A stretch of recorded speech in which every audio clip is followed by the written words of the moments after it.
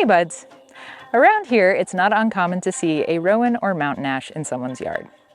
They have been planted since ancient times to supposedly ensure a happy household and keep evil spirits at bay while symbolizing courage, protection, and wisdom.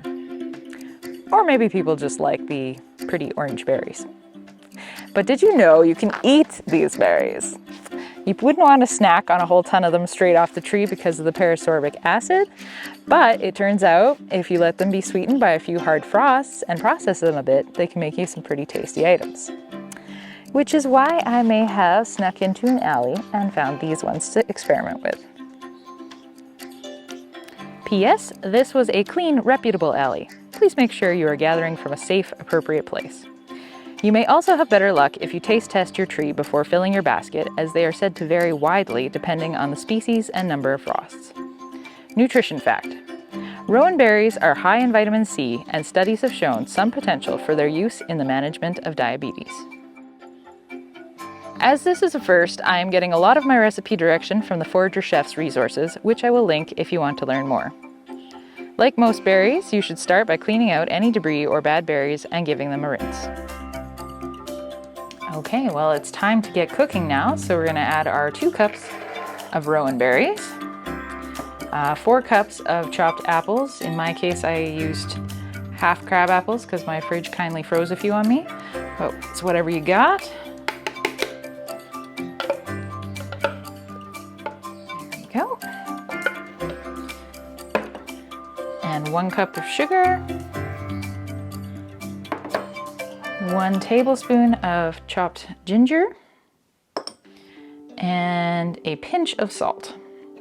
So we're going to cook that on medium heat for 30 minutes, and if the pan starts getting dry, just add a tablespoon or so of water and stir occasionally so it doesn't burn.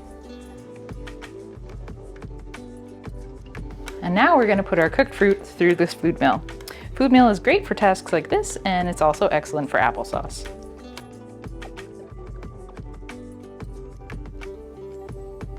And that is all there is to it. Now we have a tasty spread that we can use over the next week or so.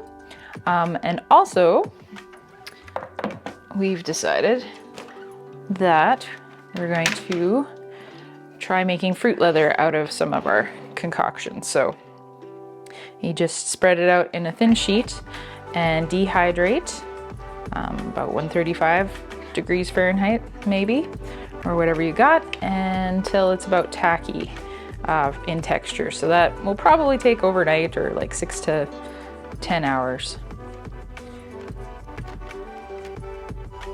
As far as taste, we found that you can taste the rowan. It's definitely got a unique flavor. It's not the same as the apple, obviously.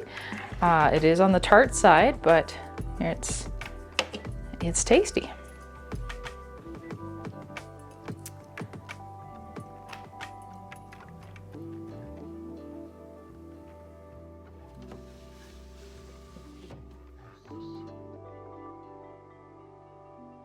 Until next time.